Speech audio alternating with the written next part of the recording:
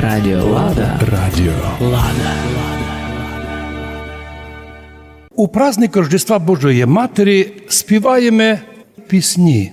Перша стихіра вчора була на вечірні. Днесь на розумних престолах на ангельському світі почуваючий Бог престол святий на землі собі предготовив, утвердивши мудростю небеса, небо одушевленное чоловіколюбієм зділав. Небо є Господнє духовноє. Бог зробив собі небо одушевленное, реалізоване в образі Божої Матері. Од неплодного бо коріння сад живоносний і зростив нам, і тот сад Божа Мати, котрий чудес Бог і не надіючихся надежда, Бог подарував нам можливість вернутися у Царство Божоє. І друга пісня. «Сей день, Господень, радуйтеся, люди, се бо світла чертог, і книга слова жизни із утроби призійшла. К востоку дверь родилася, котра ожидає входа святителя Великого». Пророки писали, що прийде в мір Бог дверями. Двері відкриються, а потім знову закриються. І тільки один Бог ними пройде. Ці двері упоминають пророки Діву Марію. Ведь Діва Марія родила Месію і осталася дівою. Двері закрилися.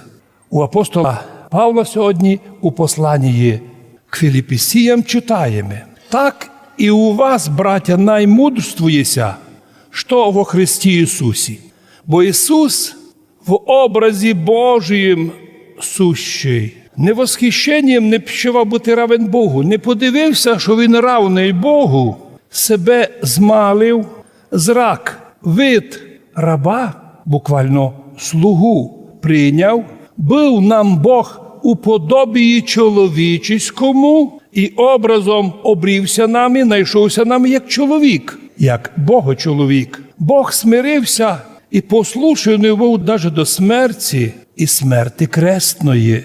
Зато Бог і привозніс його, і дарував йому ім'я вище всякого імені, щоб во імені Ісусові всякоє коліно, всі народи поклонилися. Всі поклонилися небесних, земних і преісподніх, і всякий язик, всякий народ наісповідує, наісповість, що Господь Ісус Христос Месія, во славу Бога Отця.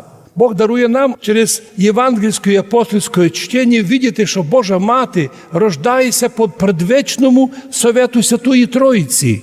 Бог свій предготовив унизу. Якщо наверху Бог почиває на розумних престолах, на ангельському світі, то на землі Бог приготовив собі престол Діву Марію. Діва Марія стала вмістилищем неумістимого. Храм одушевлений, кивот одушевлений, значить, той, котрий став живою душою, оживив. Діва Марія оживила чудесне пророчество. Старі євреї мали кивот, некий престол. І його носили з собою, це була їх святиня. Все, що прикасало до нього, свящалося. Хто недостойний і не мав права прикоснутися, умирав зразу. Така була велика святость. Один раз на рік священник заходив з кадилом до кивота, до того престола, покадити. Но этот престол, кивот, лем був символом того, що буде в будущому. Кивот этот стала Діва Марія. Бо Бог являвся коло того кивота старому народові. Тепер явився мирові через новий, одушевлений кивот. Не через дерев'яний,